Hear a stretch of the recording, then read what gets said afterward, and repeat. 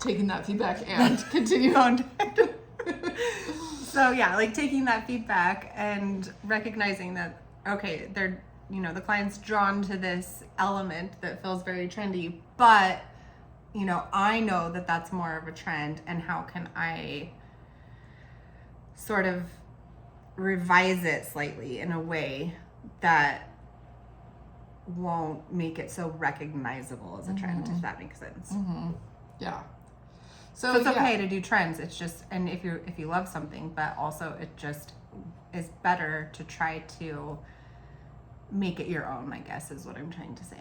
I think one of my favorite trends right now that I have been seeing for a lot, it's not like a new trend, like it's a slow wave trend, right?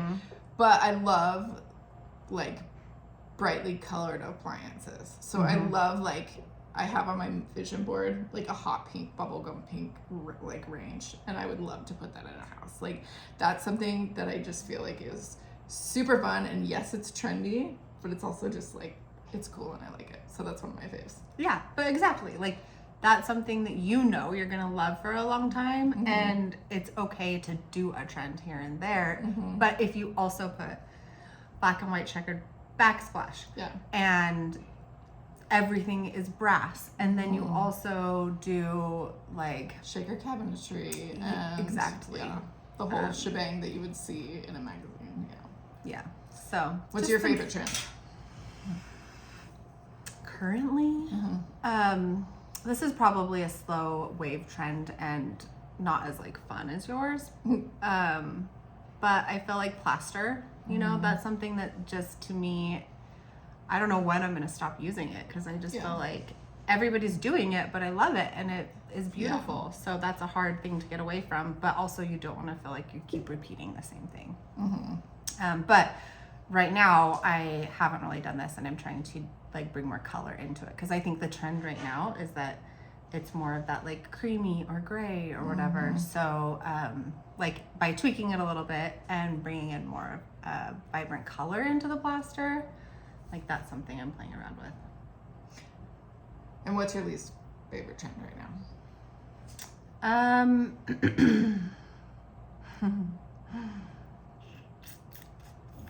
Probably the like over the top modern farmhouse that is just so incredibly neutral and off the shelf. That's definitely my least favorite trend.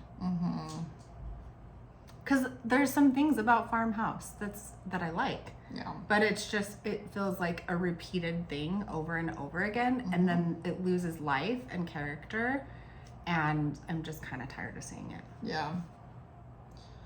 I think. What about you? I think the trend that it's sort of along the same lines as yours, but just seeing houses that go up for sale that have been absolutely just like soul sucked out of them and flipped.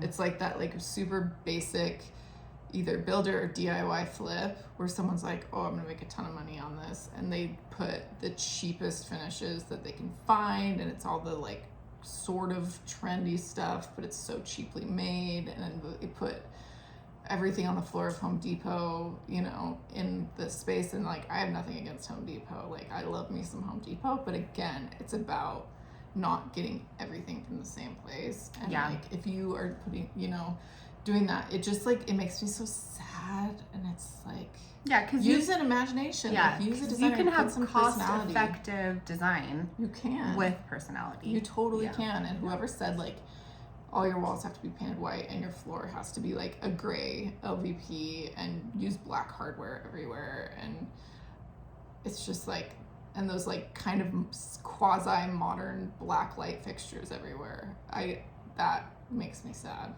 and that's my least favorite trend. Yeah, no, I'm with you on that for sure. Just like what do you always call it, where it's like speed something, math. PCP. Yeah, that's not a good trend.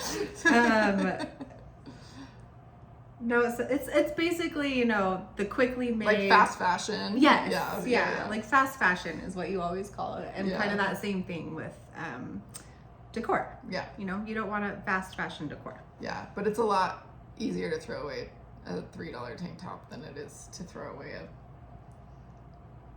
you know, $350,000 house. So Yeah, and it's hard with those resale type projects because A, you are on a budget, there's a bottom line, but B, you're also trying to you know, design for the masses. You know, if you're trying to sell something, you don't want it to be so specific that multiple people can't buy it and enjoy it. But I think there's still a way to do that and add a little personality.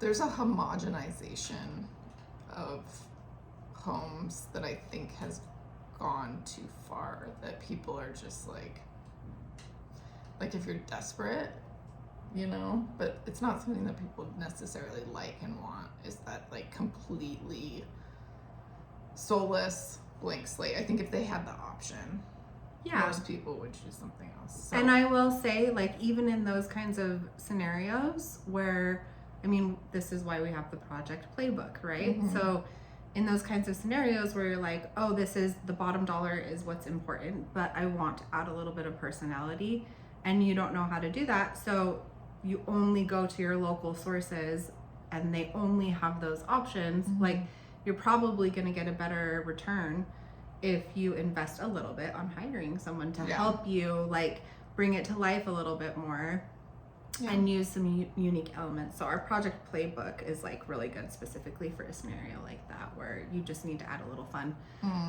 But it's not, you know, necessarily like a full design project. Yeah.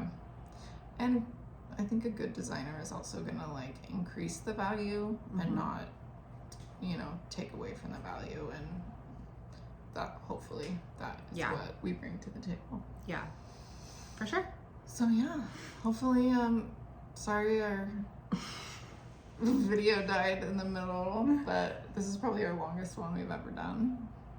Thanks for listening, for joining, watching. Yes. Either way, we appreciate it. Letting us rant about trends. If you have questions, comment, email, write us, text us. We love to talk about all things design, so let us know. Yes. Okay. I second that. The end. Goodbye. Thanks.